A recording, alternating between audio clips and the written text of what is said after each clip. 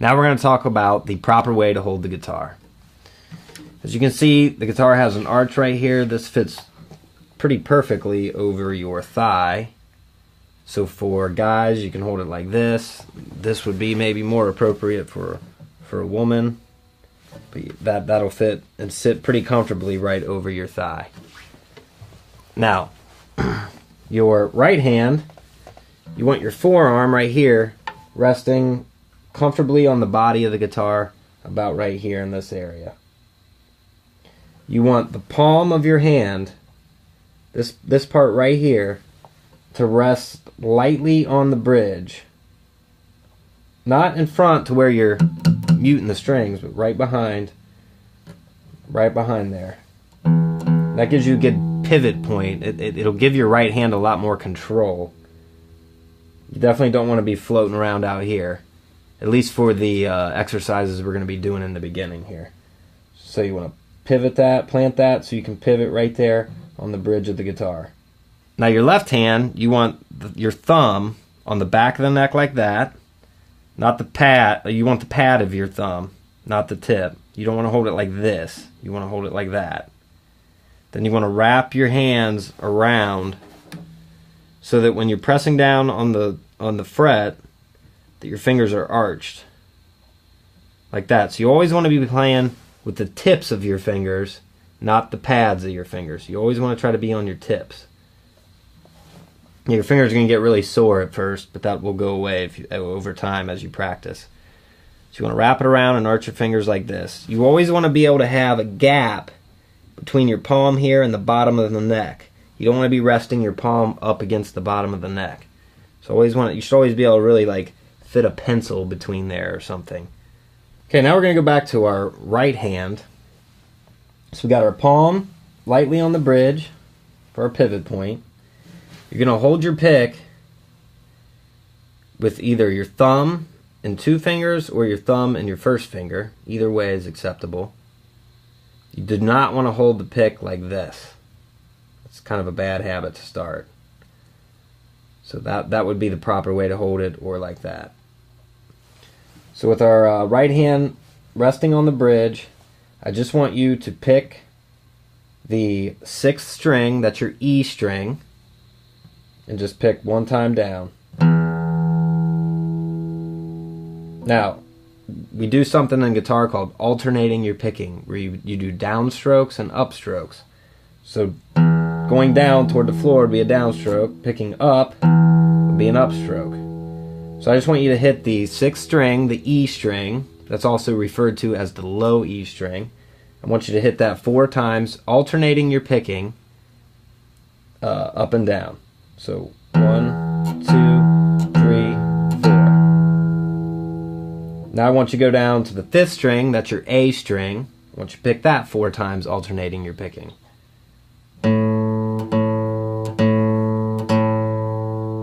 Now we're going to go to the 4th string, that's your D string. Pick that 4 times.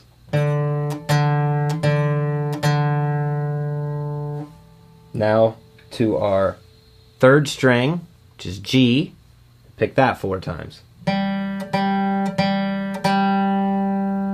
Remember to keep your palm rested on the bridge. Pick our 2nd string, that's B. Pick that 4 times. And finally, our 1st string, which is E, or often referred to as the high E string. Pick that 4 times. Just make sure that before you move on, you have that alternating picking method down.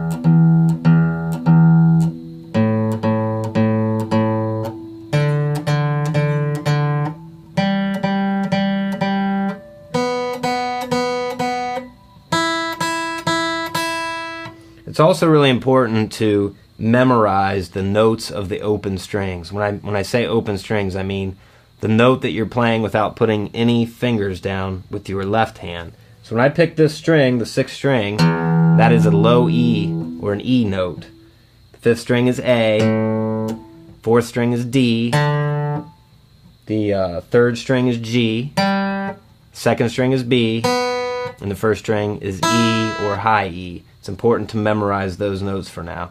I wouldn't worry about memorizing any other notes on the fretboard except for the open strings for now. Now we're going to finish up the lesson, and I'm going to show you a simple exercise incorporating our left and right hand. This is just a simple exercise to work on your muscle memory, your finger dexterity, your coordination between your left and right hands. So with your left hand now, thumb on the back of the neck, arched fingers, playing with your fingertip. With your first finger, that would be your index finger, on the 5th fret. Now, when you fret, you want to be right behind the actual fret, the silver piece. You want to be right behind it, as close to it as you possibly can without being on top of it. That'll give you the best tone, the best sound. If you're back here, a lot of times you get kind of a bad buzzing sound. So you want to be right up against that fret. That'll give you a nice clear tone. So now with your right hand technique, palm on the bridge, I want you to press down. You're going to have to press down pretty hard. I want you to pick that 4 times, alternating your picking. Now with your second finger, I want you to go 1 fret up on the 6th fret, leaving your first finger down. Pick that 4 times. Then with your third finger, your ring finger, go the next fret up. That's the 7th fret, still leaving all your fingers down. Pick that 4 times. And finally, your pinky, or your 4th finger, on the 8th fret.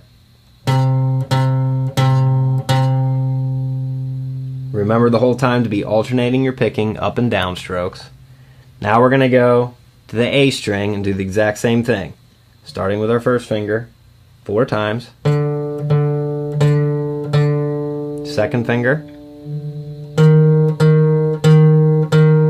Third finger. Fourth finger. Then we're going to go to the 4th string, the D string. Same thing.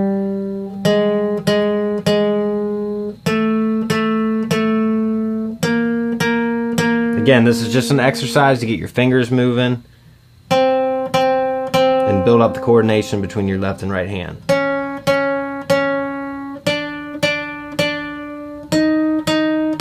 We're just going to work all the way down, all the strings.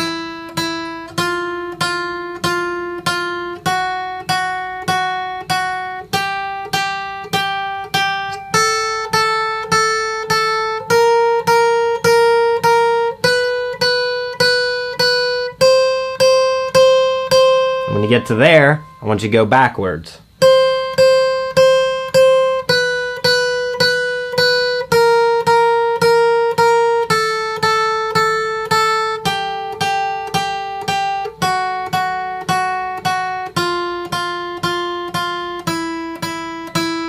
All the way down till you get back to where you started. Now go as slow as you need to go. If it's... that's fine. It's better to be slow and precise than fast and sloppy. You can always work up to faster. Now once you get it down where you're playing each note twice, then I want you to just play each note 1 time. You're still palm on the bridge. You're still alternating your picking. And what you're really working for toward is something that sounds like this.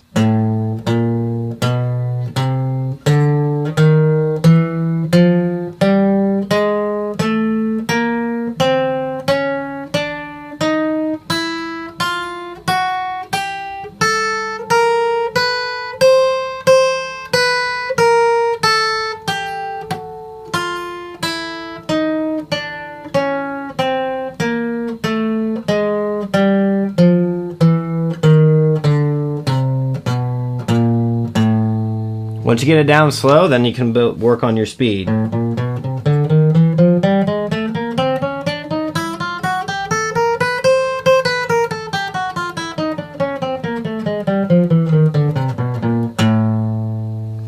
I want you to practice this all over the neck. So you can start on the 1st fret.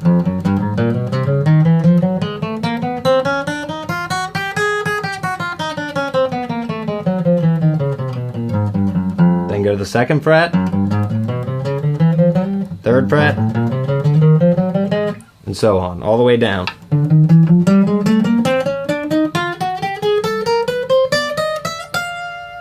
Now I want you to make sure that your notes are evenly spaced out.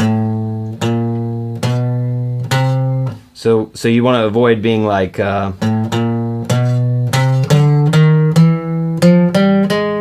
want to make sure they're all even.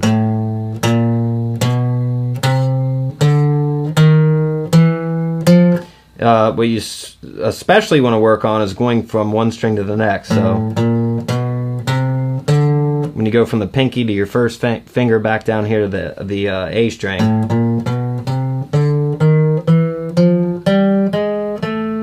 So you want to make sure you got smooth transitions going from each string.